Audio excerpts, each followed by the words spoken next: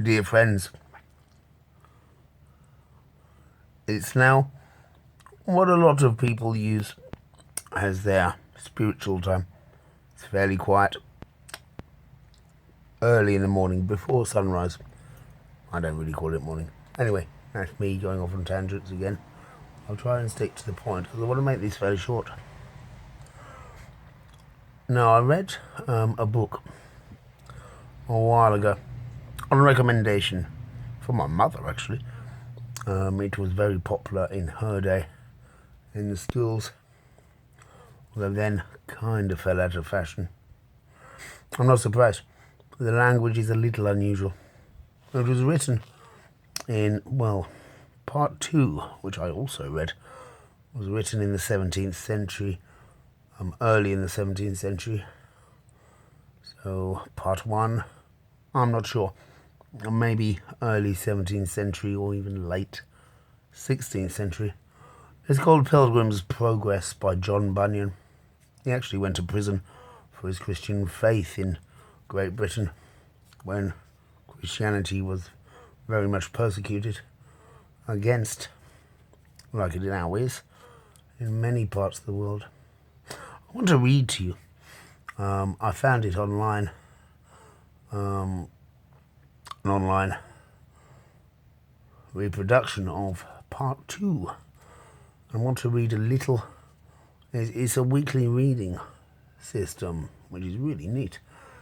I want to read a little of the week 1 entry. It's out of copyright, so there will be no copyright challenges here, which is lovely. Copyright is really important because people do need to make money from their work, but it can be irritating sometimes. But it is vital because I don't see why an artist should not make money from their artistry. I hate people who steal copyright for their own financial gain. It's illegal and also highly harmful to the creation of very useful artistic pieces. Anyway, let's read. Courteous companions, some time since, to tell you my dream that I had of Christian the Pilgrim, and of his dangerous journey towards the celestial country, was pleasant to me and profitable to you. I told you then, also, what I saw concerning his wife and children, and how unwilling they were to go with him on pilgrimage, insomuch that he was forced to go on his progress without them. For he durst not run the danger of that destruction which he feared would come by staying with them in the city of destruction. Wherefore, as I then showed you, he left them and departed. Now it hath so happened, through the multiplicity of business, that I have been much hindered and kept back from my wonted travels into those parts whence he went, and so could not, till now, obtain an opportunity to make further inquiry after whom he left behind, that I might give you an account of them. But having had some concerns that way of late, I went down again thitherward. Now, having taken up my lodgings in a wood about a mile off the place, as I slept, I dreamed again. And as I was in my dream, behold, an aged gentleman came by where I lay, and because he was to go some part of the way that I was travelling, methought I got up and went with him. So as we walked, and as travellers usually do, I was as if we fell into discourse, and our talk happened to be about Christian and his travels, for thus I began with the old man. Sir, said I, what town is that there below that lieth on the left hand of our way? Then, said Mr. Sagacity, for that was his name, it is the city of destruction, a populous place but possessed with a very ill-conditioned and idle sort of people. I thought that was the city, quoth I.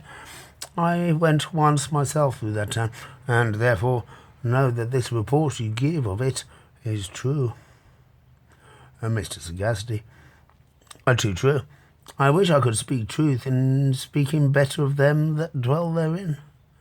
Well, sir, quoth I, Then I perceive you to be a well-meaning man, and so one that takes pleasure to hear and tell of that which is good.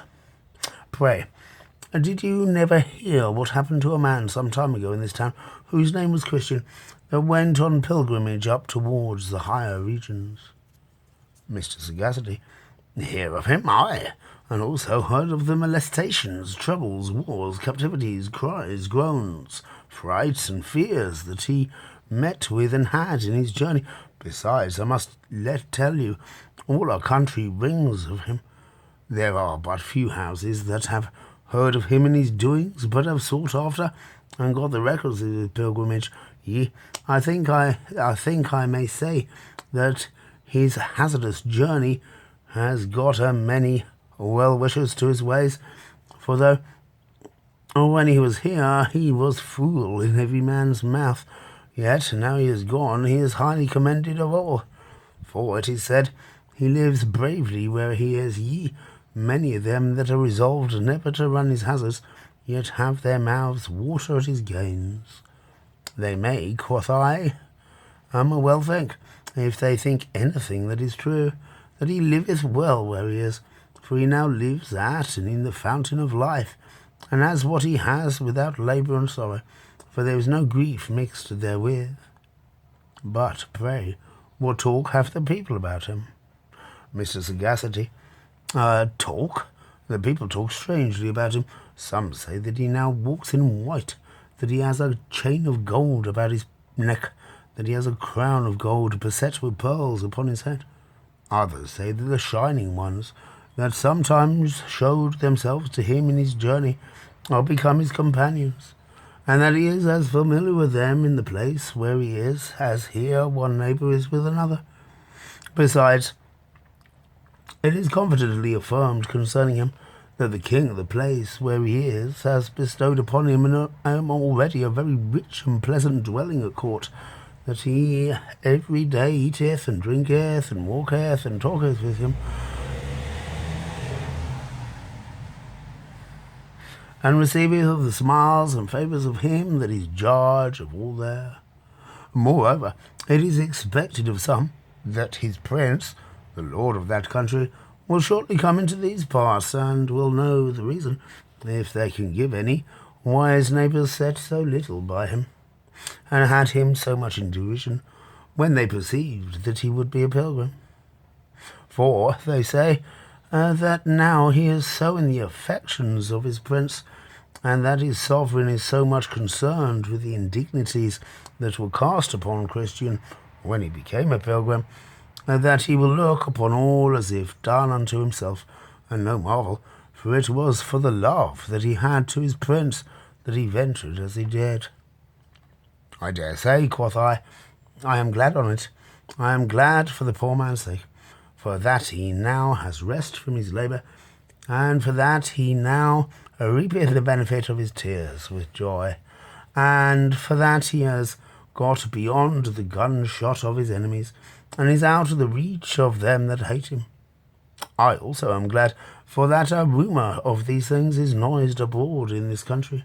Who can tell, but that it may work some good effect on some that are left behind? But, pray, sir, while it is fresh in my mind, do you hear anything of his wife and children? Poor hearts, I wonder in my mind what they do. Mr. Sagacity. Who? Christiana and her sons?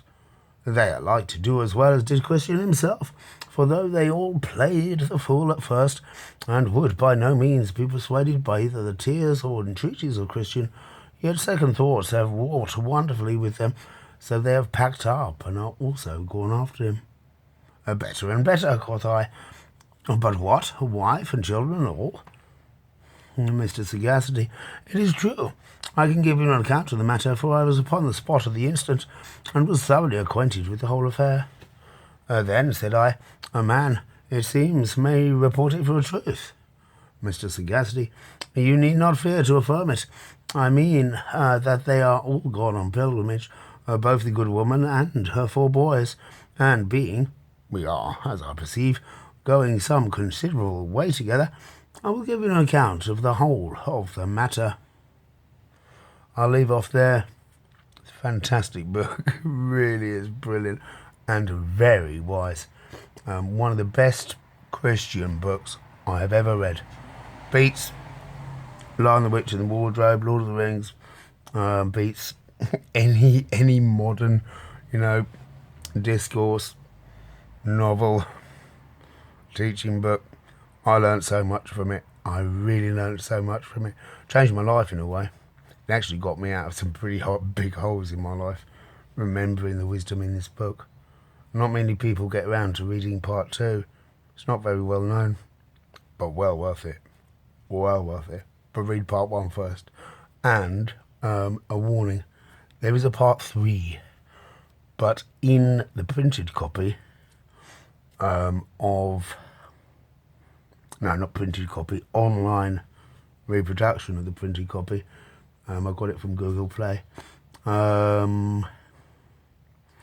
a warning by John Bunyan himself that someone, not him, someone wrote a part 3, and I thought, you may make a different decision, but I thought if John Bunyan is telling me it wasn't written by him, I'll leave it alone. So, yeah, highly recommended. Pilgrim's Progress, and then Pilgrim's Progress Part 2. Enjoy your day.